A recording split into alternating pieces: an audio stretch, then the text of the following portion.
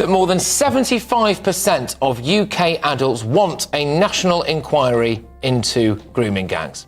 Last night, not a single Labour MP voted in favour of a Tory amendment that would have forced a national inquiry. The YouGov poll, commissioned by the Women's Policy Centre, reveals that a staggering 76% of Brits backed calls for a national inquiry into the sexual abuse and rape of children by grooming gangs. And 77% support measures to revoke British nationality and deport those with dual nationality found guilty of grooming and raping young girls. The political landscape in the United Kingdom has been shaken to its core.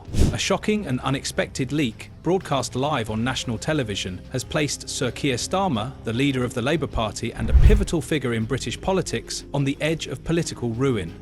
This explosive revelation has not only cast doubt over Starmer's leadership, but has also threatened to dismantle the fragile unity within the Labour Party. He wants to know what Conservatives would do. He should resign and find out. Hey, quick favour before we move on. If you find this political content interesting, go ahead and like the video and subscribe to the channel. Most of you watch without subscribing and it's free, but it helps us out so much. Have you done it yet? Thanks a ton for the support. Now, let's get back to the video. Until then, I'm the one asking the questions. There's a petition out there, 2 million people asking him to go. He's the one who doesn't know. He's the one who doesn't know how things work. It is not government that creates growth, Mr. Speaker. It is business. For months, Starmer had been navigating the turbulent waters of British politics, presenting himself as the leader who could repair the Labour Party's damaged reputation and challenge the Conservative government. But this scandal has erupted like a storm, threatening to end his leadership and disrupt Labour's momentum, just as the country approaches a critical general election. But she didn't know how she was going to pay for it. I noticed that, having come here criticising the national insurance rises over and over again, on Monday she admitted that she wouldn't reverse the position that we set out. Meanwhile, her science minister was saying he was going energetically to do the opposite. They really haven't got a clue what they're doing. The leak is more than just a political misstep. It is a potential death blow to Starmer's credibility. As internal conflicts and accusations of mismanagement swirl around Westminster, the nation is left wondering, is this the end of the road for Kier Starmer? Last night, not a single Labour MP voted in favour of a Tory amendment that would have forced a national inquiry. The YouGov poll, commissioned by the Women's Policy Centre, reveals that a staggering 76% of Brits backed calls for a national inquiry into the sexual abuse and rape of children by grooming gangs. And 77% support measures to revoke British nationality and deport those with dual nationality found guilty of grooming and raping young girls. What began as an ordinary news broadcast quickly transformed into a national crisis. Viewers across the UK were stunned as confidential documents, allegedly from senior Labour Party officials, appeared on the screen.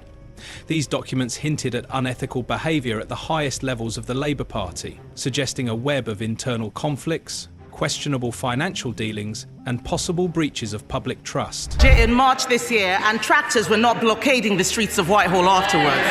So let me give him another example of a real business. Following his budget, the head of McVitie's has said that it has been harder to understand what the case for investment in the UK is. Although the authenticity of these documents remains unverified, their detailed nature painted a concerning picture of Starmer's leadership. Reports revealed that since 2019, Labour's leadership had accepted £480,000 in cash and in-kin donations from trade union backers. Furthermore, 23 Labour MPs reportedly took a combined peace-owned £0.8 million from unions since the general election was called in May. Let's talk to Harry Phibbs, columnist at the Conservative Home. Harry, very good morning to you. Morning. I've got this from Joe. He says, it does look like Starmer's damp course has well and truly failed, as the rot has well and truly set in. The only way to deal with this sort of rot is to rip it out. Unfortunately, if you wait 5 years to deal with this sort of rot, the damage will be irreversible. The leak's impact was immediate and devastating. Public confidence in Starmer plummeted, and critics within and outside the Labour Party seized the moment to call for his resignation.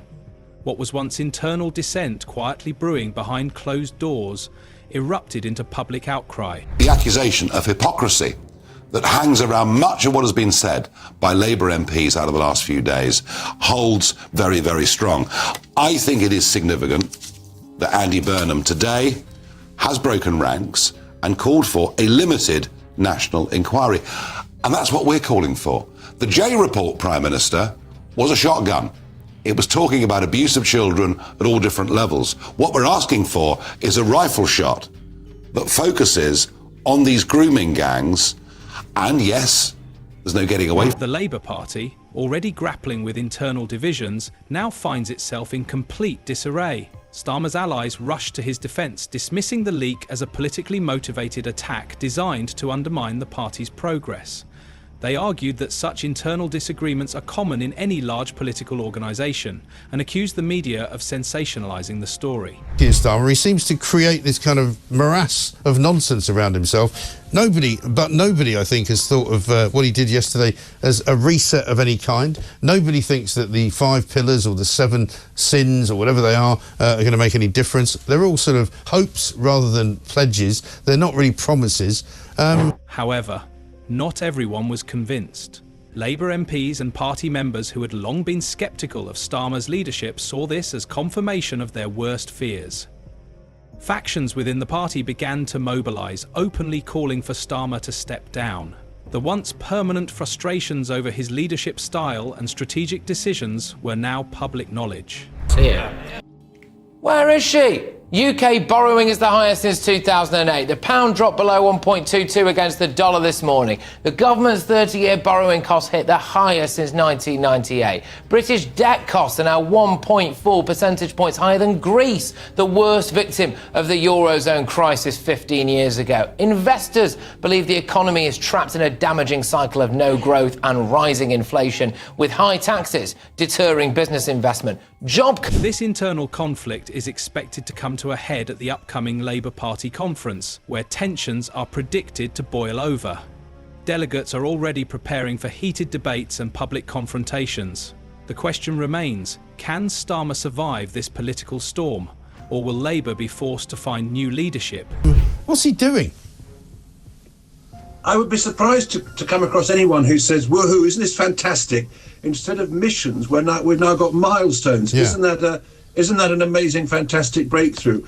And I'd be surprised if anybody thought that the constant stream of announcements about we've got a new commission for this, we've got a new task force, we've got a new SAR, a new panel, a new commission, as a substitute for actually making decisions and having any proper ideas about how to fix the country. In the face of mounting pressure, Kier Starmer took to the national stage in a hastily arranged press conference. Flanked by Labour's signature red banners, Starmer attempted to project strength and control. He categorically denied any wrongdoing, describing the leak as a coordinated smear campaign aimed at derailing Labour's progress ahead of the general election. A speech by Sarah Owens is just quite extraordinary, isn't it? I think so. I mean, the inability to face up to the horror that has happened in our country.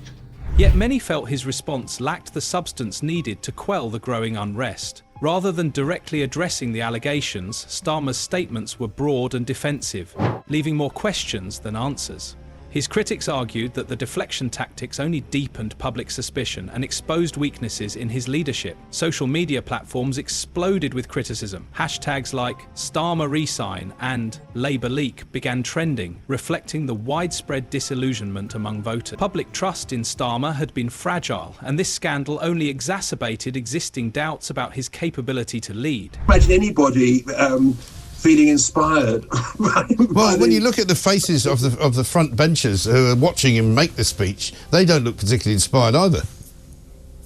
No, I've noticed in Parliament as well, Rachel Reeves has been looking particularly miserable. So I did. If Starmer is forced to resign, Labour faces another significant challenge: finding a leader who can unite the fractured party and present a credible alternative to the Conservative government.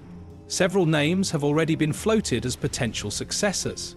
Labour's deputy leader, Angela Rayner, is seen by many as a natural successor. Her working-class background and fiery rhetoric resonate with the party's grassroots supporters. However, critics worry that her confrontational style might alienate centrist voters. Going for another 4.5 years, we have to see what happens. I mean, the housing one. I think one of the things they've done is to start talking about targets. Yeah. In their election, they were talking about promises, and I think that's been slightly downgraded. The language saying, "Oh, we've got this target; it's been very hard to reach." We've also got. It's also a bit of a schizophrenic government because although the rhetoric is pretty insipid, there is a discrepancy between that and what. This scandal doesn't just threaten Kier Starmer's leadership. It has profound implications for British politics as a whole. The Conservatives, despite facing their own challenges, now have an opportunity to position themselves as a more stable and trustworthy alternative. Prime Minister Rishi Sunak could leverage Labour's turmoil to solidify his standing, portraying the Tories as the only viable option for governing the country. Smaller parties, such as the Liberal Democrats and the Green Party, may also capitalise on voter disillusionment. Disenchanted Labour supporters might shift their allegiance, further fragmenting the political landscape. Or saying, yes, let's support business, let's celebrate success, we need to have wealth creation, that's the way to get economic growth.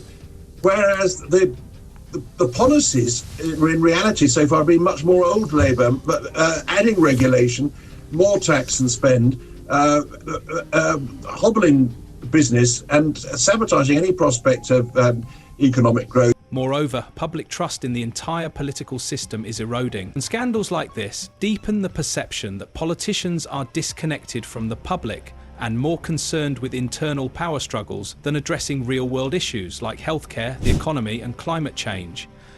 Labour's future hangs in the balance. The party must make critical decisions in the coming weeks, whether to rally behind Starmer or seek new leadership. There's a complete discrepancy between what's promised and what's happening in practice. Well, that's the problem. And, of course, the big issue which everybody wants to talk about and everybody needs an answer. If Starmer remains, he must quickly rebuild trust within the party and among voters. This means directly addressing the allegations, implementing reforms, and demonstrating that Labour can govern effectively. Failure to do so could lead to electoral disaster. Well, Prime Minister Kier Starmer is facing quite the local revolt that could have far-reaching implications for his leadership and the future of the Labour Party. 20 councillors from Broxtowe Borough Council in Nottinghamshire have resigned from the party altogether. This is a sudden exit of the group and was led by council leader Milan Radulovic, a Labour Party member for over 4 If Starmer resigns, Labour faces the daunting task of selecting a leader who can unify the party and present a compelling vision for the country. Leadership battles are often messy, and the resulting divisions could weaken Labour's chances in the next general election. The party is blame. People's shopping experiences have completely changed now. I think that's why the high streets have gone down. More out-of-town shopping areas and more online shopping has been done. But I think we need to get independence back. I think we need to get rural communities back. I think we need to get communities back. The scandal engulfing Kier Starmer is more than just a political setback. It is a defining moment for the Labour Party and the future of British politics. Whether Starmer resigns or fights to retain his position, Labour must confront its internal divisions and regain the public's trust. No migration targets, nothing for defence, it says in the Daily Mail. Andrew Neil's commentary says it was as flat as a stale pint of beer. We're in for a grim 4 years with a talentless government stumbling from failed target to failed target. Nigel Farage was on Question Time last night, ripping to shreds the Conservative person on the panel, and Alistair Campbell and Jackie Smith, and actually getting applause for it, which is a brand new thing for me. I mean, the coming weeks will be pivotal. Will Labour emerge stronger, or will this scandal mark the beginning of its decline? One thing is certain, British politics will never be the same again. If you enjoyed this breakdown, leave a like and subscribe to our channel. Watch more videos here for the latest insights.